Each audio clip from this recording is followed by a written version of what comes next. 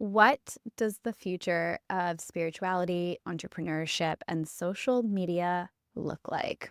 Is our world moving back to analog tools and in real life community? How can we cultivate our individual voices, purpose, and creativity in a world designed to hook our attention in every minute? How is the world of wellness and spirituality evolving? If any of these questions interest you, today's conversation is for you.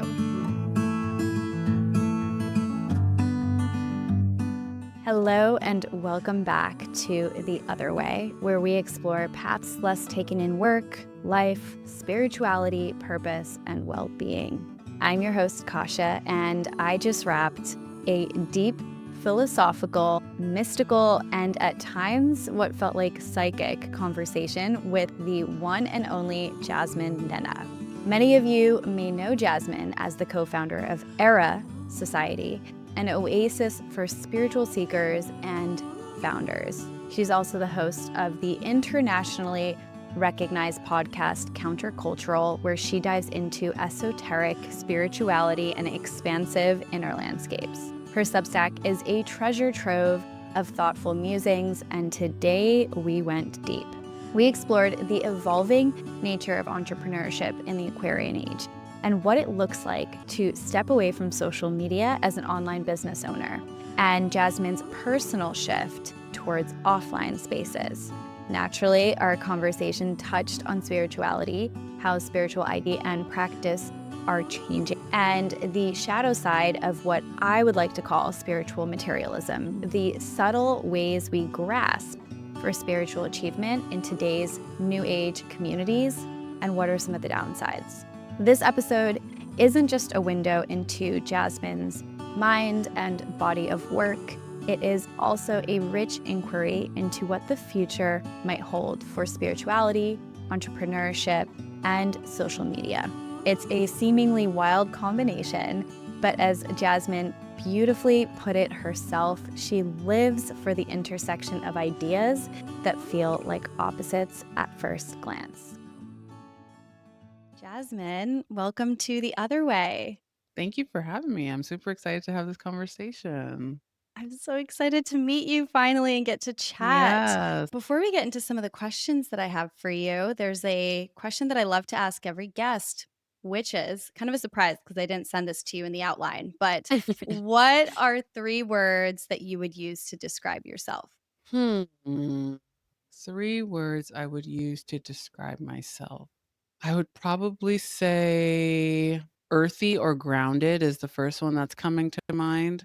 Funny. Most people don't know this, but I'm such a jokester. I love playing pranks on people. And then the third word would probably be mystic, but also like a dove is coming to mind. And I know that's not like a word, but something that represents a dove. I don't know if that's like flying or free or easy, carried, that kind of energy. Oh, I love that. I love that. That paints a very beautiful picture that I think matches a lot of the vibes I picked up online. Although the funny is not doesn't come through as much, so I appreciate hearing that. That's why I love this question. Gives you the Yeah. inside scoop into Yes. really how people identify within themselves, and I think that's so powerful. Mhm. So, right before we started recording, you mentioned that you're offline right now, that you are Mhm. only available on Substack for people to connect with. That's something that you decided to do. Could you talk a bit about that? Because I feel like a lot of people are feeling called to disconnect a bit. How long have you been offline, especially somebody who has built their career online? And Yeah. how has that been going? I feel like I've been offline on and off for 2024. Like, all of last year, I would take really long breaks not posting, and then I would come on, and then I would feel the anxiety of that really long break, and it's almost like I didn't make a full decision, and now that I'm off social medias and socials, I think what I really was craving was to hear my own voice. Even though I produce content and it is from my own voice, we can get distracted, obviously, when we go on there. We follow our friends, we follow people that inspire us, we follow people that we admire and look up to, and it slowly begins to dilute our voices when we log off or close the app and we go into our next task.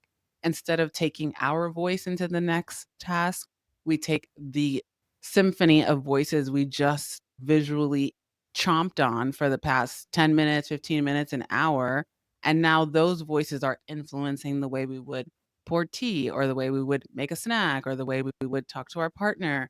And it's not truly who we are. And I was really, really missing that. I was starting to feel very confused about my path and really what I wanted to say. Like I've always had a very clear inner distinction of purpose and why I'm here. But sometimes I would doubt my pace, doubt my frequency, doubt my word choice, doubt the picture I chose, doubt, all these different things. And while the doubt is okay, piled up, it starts to really wreak havoc on our expression. And expression is one of my core pillars for my personal self, is like to make sure that I can be fully expressed in every space that I inhabit. So I needed to go and touch grass and like really get offline and be in my boring, quote unquote, boring life. And I have completely fallen back in love with the simplicity of life. And there's been like a deeper connection to not just my voice, but my childhood voice, the childhood voice that wants to express things that I was maybe unconsciously suppressing when I would come online and I would say, no, no, no, no, no. We have to look professional, or we have to do it this way, or we have to kind of sound like the people in our peer group, or whatever the case may be. And I would cast her ideas to the side and say, no, we can't do that right now. Kind of like when a child wants to play with you and you as the parent are like, no, no, no, I have to work right now. I can't play with you. It was that kind of energy and conversation. So it's so nice to be on this side of feeling fierce and strong and convicted in my voice and what I have to say and what I'm here to build. Like the ideas are just coming in, flowing like a waterfall. I can see why, as a collective, we're craving that because we're starting to get a little bit convoluted in the mix, too connected, almost too connected to everyone. And we don't take those steps away to reconnect with ourselves. Oh my gosh, so well said. I'm just nodding along here because I resonate with so much of what you're sharing.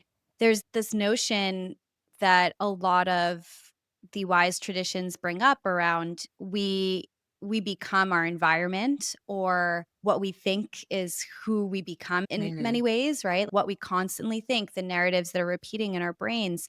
And when we're filling our minds, every single empty spot with distraction, and then what that looks like, then that ultimately becomes our reality and our thought process, and it influences our creativity. It shifts it in a way beyond just inspiration. Mm. I read this book and I'm blanking on the name, but it talks about the notion, and I don't know if I'm butchering this, but the flattening of the curve, Mm. where people's aesthetic and how they show up and how they look and how they act starts to merge over Mm. time because of social media. Everybody's house starts to look the same, and we're buying exactly the same stuff, and we all look the same. There's a psychological phenomenon of that. It's like the flattening curve of how different we might show up. It just kind of flattens into this straight line of similarity. So That's really cool, and we can definitely see the effects of being so connected, like you said,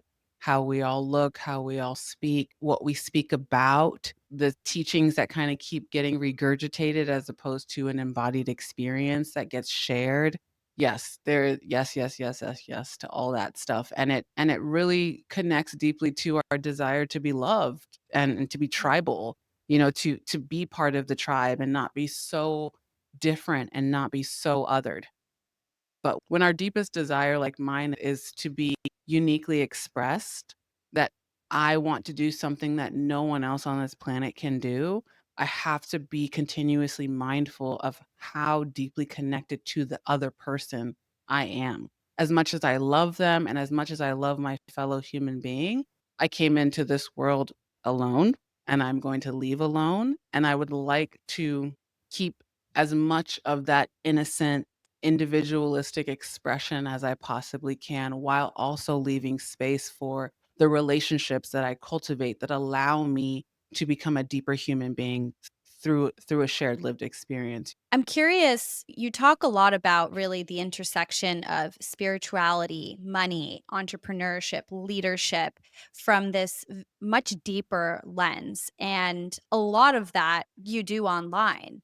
Mm. How has your business shifted, or has that shifted? Has it been difficult to unplug? Because as somebody whose main livelihood is not online, like, I even feel like anxiety to think about, "Oh my gosh, what does it look like to take a break or step back?" I think a lot of people can Mm. resonate with that.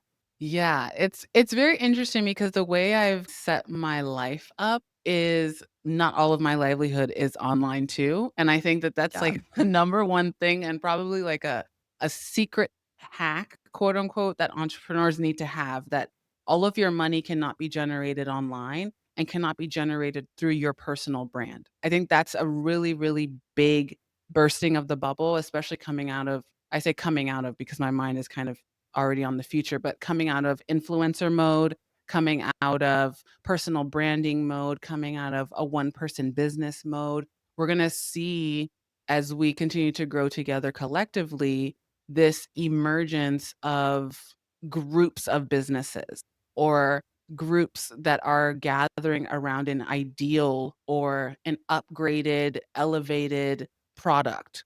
And it's no longer going to be just about the person and what they're saying or what they're bringing or what they're preaching or what they're speaking about. We're still going to have those kind of influencer people, but I think people are starting to wake up and realize, "Oh, I live a real life on a real earth that's very tangible and physical and material, and I need to be in this life as much as I am in my meta life." When I was really craving to get offline, and I trialed and errored it for a whole year to see, like, what would happen if I don't send emails or I'm not posting stories or I'm not posting reels, like, what would happen? I mean, nothing happened. Like, nothing happened, no one died. It was totally fine. It was all in my head, and I actually gained so much more clarity on how to build businesses offline. I don't know if you've noticed it at all, this kind of, I'm calling it an analog renaissance. All of Yes. these big I brands are coming out of the woodworks, like J. Crew, who really built their brand and their business off of catalogs back in the day when you had to open a catalog, circle what you wanted, call in, give them the number, and say, "I want to order X, Y, and Z." And they're starting to realize that their customers are fatigued. Like, we're subscription fatigued, we're internet fatigued, we're YouTube fatigued. We want physical touch. We want physical connection. And it's the businesses and brands that are able to see this upcoming emergence and really innovate their business. Those are the ones that are going to survive in the next 15, 20 years because we are going to have this long period of people coming offline, starting farms together, buying land together, starting publications together, building these third spaces, these cafes, these libraries, these bookstores, these reading bars, these third spaces where people can actually be human and physically touch one another, physically see one another.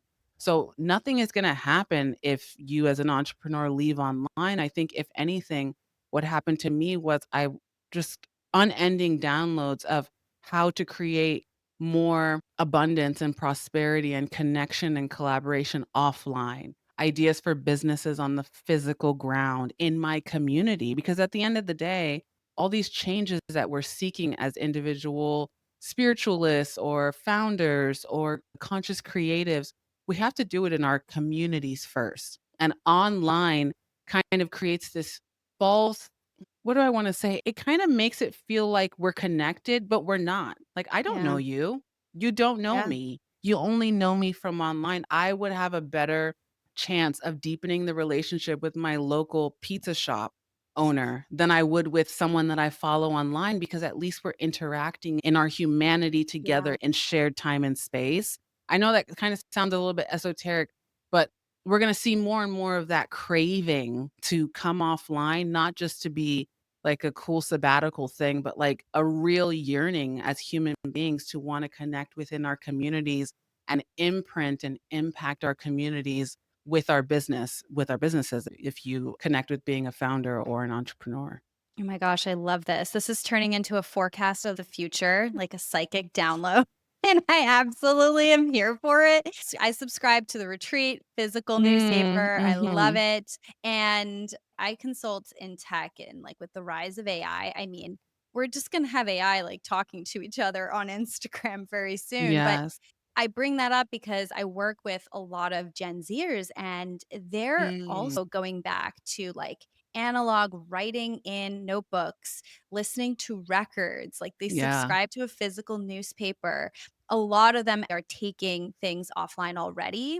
And so I think this is really really exciting. Yeah. And I feel like this is also a good segue to talk about the work because you are doing so much in the community, in Mhm. person and online. And I would love for you to share what was your inspiration behind some of the communities that you've established? One being the Erah Society, which is an Mhm. oasis for seekers and founders steeped in grounded spirituality, which I absolutely love. What gap were you trying to fill by bringing this to life? I think the gap I was trying to fill was a space I wanted to be in. I consider myself a cultist and esoteric spiritualist, and I'm also an entrepreneur of almost 15 years. My mom was an entrepreneur, so that was all I ever saw. And that intersection of me just being me is what was the inspiration to birth that, because I didn't really see anyone else, especially as I was upcoming in my career and all of my businesses. I never really saw the care or the reverence or the regenerative intention when we talk about business, or when we talk about customers, or when we talk about being at the helm of whatever the business is that you're running.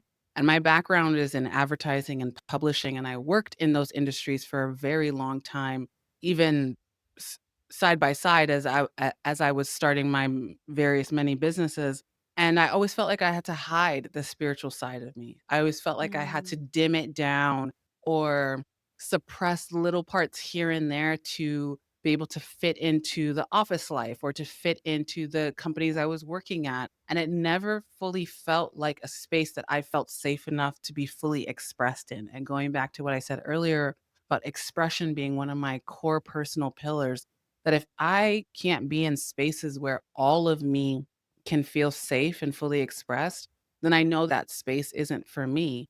And I going back to what we were talking about the future, we're going to see more and more of these kind of convergings, these I'm calling them crossbreedings, these unexpected, seemingly opposing ideas, or the ways that people express themselves, like an architect who's also a poet, or a sci-fi writer who's also a woodworker.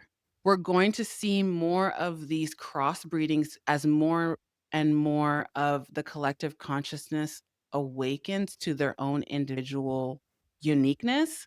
And I think those people will be craving a place where they can come and see others be safe and fully expressed so that they can go on and do what they came to earth to do. So essentially, I just wanted to provide a space where people can be in their purpose. But purpose is such a, depending on who you're talking to, triggering word, confusing word, chaotic word. But all it really means to me is being fully expressed as only you can. And if we don't see other people who are, like I said, a sci-fi writer and a woodworker, and they're making a living, and they're out there, they're sharing their work in multiple places, it's going to be really hard for someone like me who identifies as a deep spiritualist and a founder when I haven't seen that before. So sometimes we're going to be called to go first, maybe because we can see something that others can't. We've been given a vision that we shouldn't be doubting. And that's what I feel in the depths of my soul, that I was given this vision to always be able to see a few steps ahead of where the collective is, and knowing that those that feel called to me and to the spaces that I create are also the first in their lineage or the first in their community or the first in their friend group or the first in their fill in the blank. And we need spaces for us too. It's hard to be a pioneer and you're just alone in the world. We need friends, we need community, we need connection. So that's really what Era Society is founded upon, and it stands for the emerging Renaissance age of human society. So Yeah. it's Aquarian writers, Aquarian farmers, Aquarian teachers, Aquarian podcasters, Aquarian founders, Aquarian artists, anything that you can think of where you feel like you are going first, you're pioneering a new way of being, a new way of speaking, a new language, a new way of interacting, a new economy, whatever, is percolating inside of you. I want to live in a collective and in a society where that's the norm. That's my Mhm. deepest desire. Oh my gosh, this makes me so excited because talking about almost like a diversification of our identity that is happening, where before we were very much stuck in a box of, okay, you're a plumber, you're an Mhm. AI front end engineer, this is who you are. But now you can actually bring in some of these other aspects of self that light you up. And it doesn't have to be your entire identity. I think that all or nothing thinking, I love that you're mentioning this. Like, it is just so important because if we tie our identity purely to just one part of ourselves, if that part goes away, what do we have? Yes. We lose our whole selves. And so I love that you're offering people permission to really lean into what lights them up in whatever capacity that looks as a teacher, as a farmer, Mm. as a writer, part-time, full-time, whatever it is, it's about really looking and leaning towards what engages you. That's so Mm. powerful, so Mhm. powerful.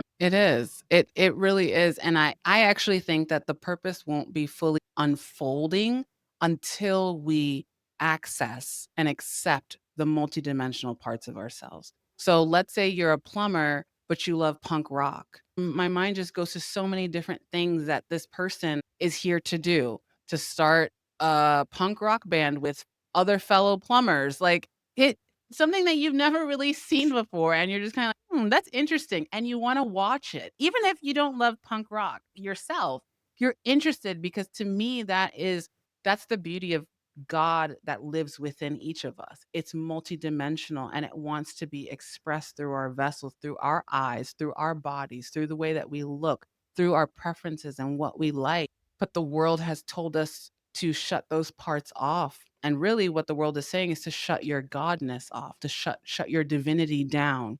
Be this one thing that has already been accepted in this tribalistic society, and you'll be loved and you'll get ahead and you'll have safety and you'll have home and you'll have food and all those things.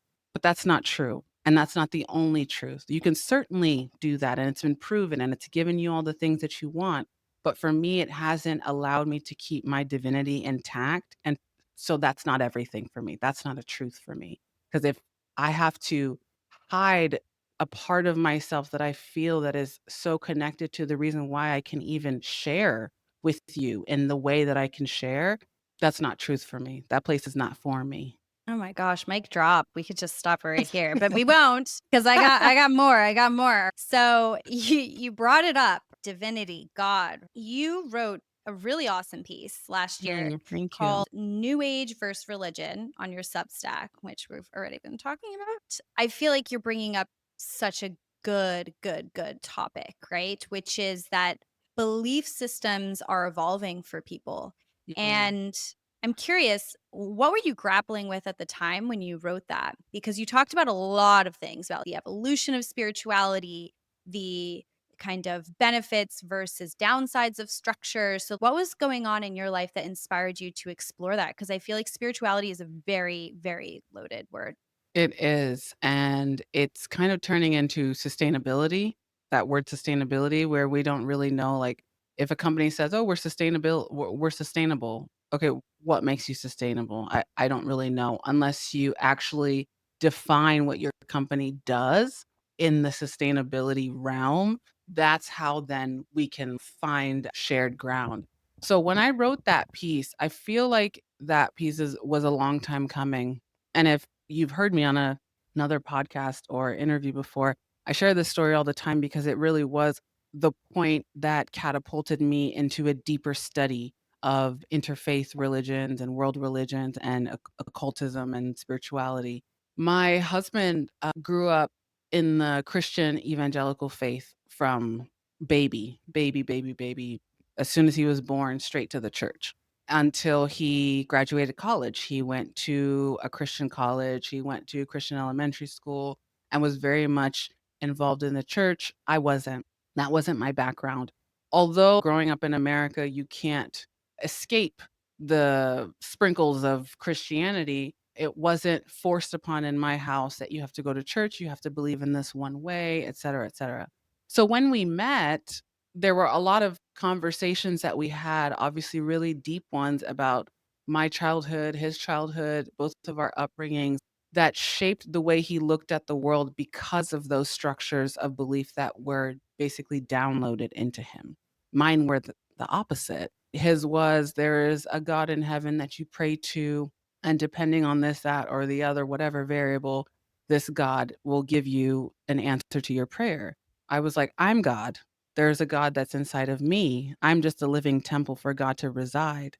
There is nothing that I'm praying to that is going to give me something. If anything, it's my desires that I'm constantly thinking of and sending off that are my prayers. I don't have prayers outside of the desires that I have inside of my heart.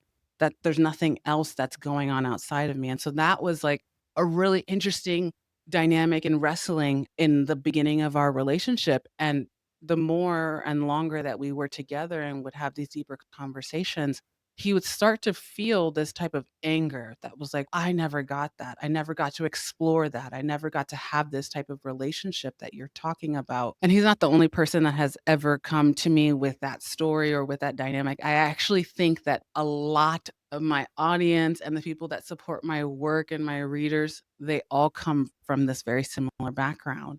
And so when I wrote that piece, I was really at this crossroads between spirituality gives us this space to explore. Old world or traditional religion doesn't give you any space at all. But there's still binaries. There's still not a middle path. And you can see that with the results of what spirituality is producing. It's producing a lot of this escapism.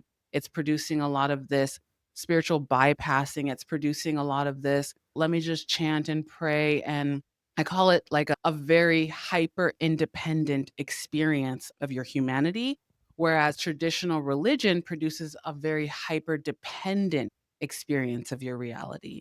And what I'm really searching for and what I'm really seeking is this interdependence, where obviously I know I'm a human. I'm not delusional, but I also know without a shadow of a doubt that there are things that I can do that are only made possible through the reason why birds can fly and we can't. It's a mysterious intelligence. Whether you can calculate it and bring it down to a scientific notion as to why they can fly and we can't, all of that is man made. I'm talking about the thing behind the thing you can't calculate, the thing that you can't capture and measure, and all these other things that, without a shadow of a doubt, is inside of me. I feel it when I have a inspiration, when I have a eureka moment, when I have an epiphany, when I get tingles down the spine of my back. That is the affirmation that there's something that I don't need to define or confine, but yet still lives amongst me. And the more that I accept this, the more that a middle way opens up for me. Now, my middle way is not going to be the same as your middle path because we're all having experiences here on earth as human beings. But I really wanted to just tug at the contemplative heartstrings of other people to be more open about what we're accepting, to not necessarily throw out traditional religious structures and completely accept doe-eyed what spirituality is claiming that it can provide for us, and then also not do the opposite. Don't throw away spirituality and say, oh, this structure is the only way to heaven. For the amount of human beings that are on earth is the amount of pathways there are to God. That's my personal belief system. So if everyone wants to erect their own structure, yeah, let's do it and see what happens. I'm sure it's gonna be a chaotic mess, but we'll all learn something from it, you know? So I never like to give prescriptions or this is how you should do it or this is how you should not do it. I love to live in the space of questions so that we can contemplate our own and then add something to the mix. It's so well said. I love how you have these almost 3 paths that I see, like the Yeah. completely open, individualistic experience of divinity, the more structured, communal experience of divinity, and then this middle path. Because it's so interesting watching the new age movement evolve over the last couple of years. It's kind of merged with what's been trending on social media as well. Because it lacks that structure, it has more flexibility to bend and Mm. become this or that. And it's just wild to see that. Being spiritual could be your relationship with your inner child or sing and Yes. meditating in front of a flower. And all of those things are very true. But I love what you mentioned in the article. You talk about that there are benefits to some structure. And I think that that's really Mhm. important to have the communal aspect as well. And the ability to have some sort of a shared worldview is very Mm. powerful. Mhm. And even though divinity is, in my opinion, in my experience, also very individual, this all or nothing, I'm happy to hear from writers like yourself and thinkers like yourself to start to see and recognize that really is starting to shift, like all or nothing in Mhm. either direction, which I think is really, really, really powerful. You talked about interfaith religion. If you look at some of the metaphorical messages that come from pretty much almost every world religion, they say very much the same thing. If you read Yes. just the metaphor and don't go literal, as in this is a command, so there Mhm. is something that is essential that is shared. And I'm really excited to see that evolve. Like I'm Mhm. curious to see how that's going to evolve too. Yes. Me too. Me too. I mean, there are pros and cons to everything, but I think that where we're really going in humanity is Yeah. we're trying to move beyond binaries. And we will get there eventually, and it is a slow shift, but imagine every industry that exists or everything. We have sweet, salty, we have hot, cold, we have rain, fire. Like Good, everything has been bad. good, bad, everything has been built on these binary pillars, and when we are expanding our awareness of who we are and how do we connect with one another, there's so much gray area. There's so much nuance. There's so much details that can't be fit into these different structures, like you were saying about traditional religion offering this collective that we all believe in the same thing. And also, we all practice ritualistically the same things, and it gives us this rhythm of life. And in some ways, it might even be more connected to something than a spiritual person who's kind of just like trying a bunch of different things and doesn't really know where to land. They don't have that structure, they don't have that rhythm, they don't have that ritual. So it really is about being open to multiple things and then practicing deep discernment. And deep discernment is such a personal practice. You know, no one can tell you how to be more discerning or less discerning, but it's very rewarding. It's very rewarding to be on this path, to not just fawn for an answer or to not just be so nervous that you can't sit for a moment in the darkness, sit in the void for a moment and just say, I really don't know anything. And I'm just as confused as the next person. And I have more questions than answers. And actually, my questions give me more confidence that I don't know anything. And it's okay to not know anything because the more that I say I don't know, the more that I'm given.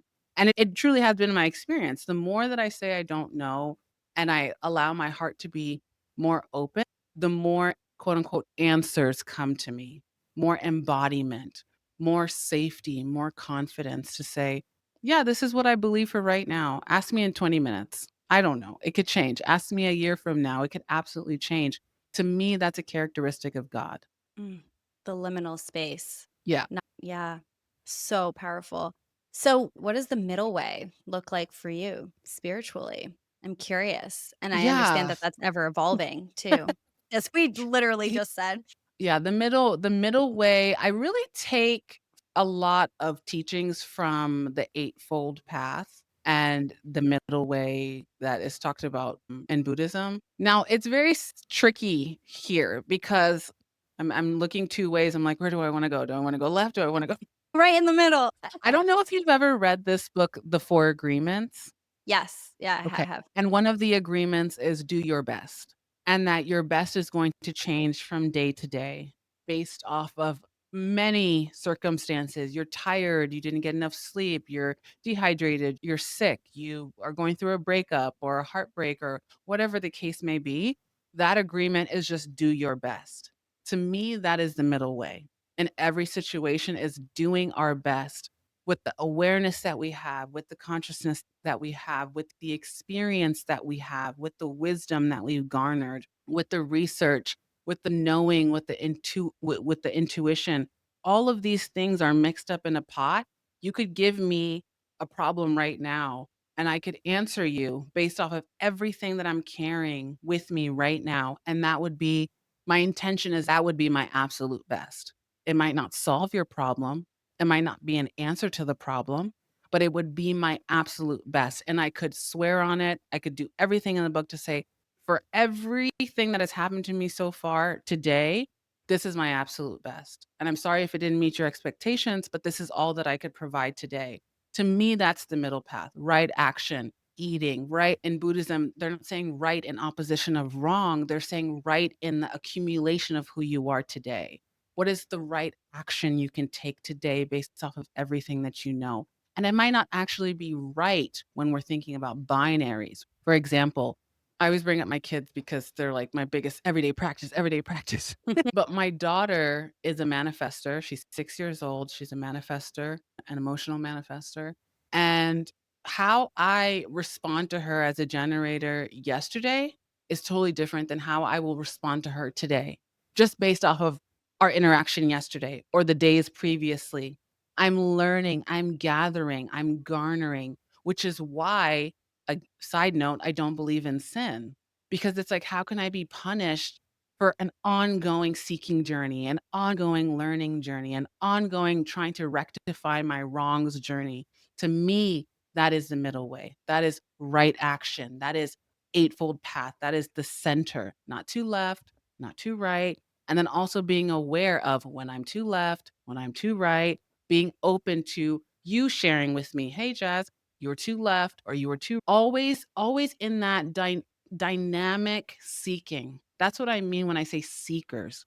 People that are always trying to get to that middle point, that perfect 70-degree weather where it's sunny, it's breezy, it's all the things that you could long for on a beautiful spring or summer day. It's that. Wow, I could keep going, but we are actually hitting on Sorry. time. I think that is a powerful direction to leave the Mm, community with, because I think the eightfold path is such a beautiful set of suggestions, honestly, yes, that's beautiful. for living a life that is engaged, that feels connected to collective consciousness, that feels truly present and aware and well intentioned. Like that, those are Mm, really the intentions behind the suggestions. And then when you connect that to having a belief system of something divine as well, which Buddhism doesn't talk about quite as much, yeah. although you could interpret it as the collective Yep. consciousness is that Mhm, shared divinity. I mhm, think that is just such a beautiful path, and it really does touch on many aspects of left and right of the path too. So mhm. I love that. That's so beautiful. well said. So, since we are at time, I would love for you to share, where can people find you? Please. Yes, I am on Substack, and I still would love people to go to the Instagram, and they can just catch up on all of our archived work and our philosophies and all the writings and things that are there. But yeah, that and maybe our podcast. I'm not posting anything on the podcast that's also archived, so go and swim in the whole sea and enjoy all of the past creations. And I think Substack is the best place because it's also where we're informing where we're going next. So if you love this conversation and all the topics we talked about, that's where we're going next. Oh, I love I love it. I'm already subscribed, so cannot wait. Oh, amazing. Thank you. Yes. Thank you so much for joining us today. This was great.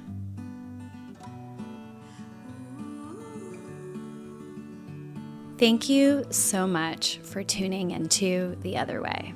If you enjoyed this episode, please leave a 5-star review. It really helps the podcast grow, and I'm ever so grateful.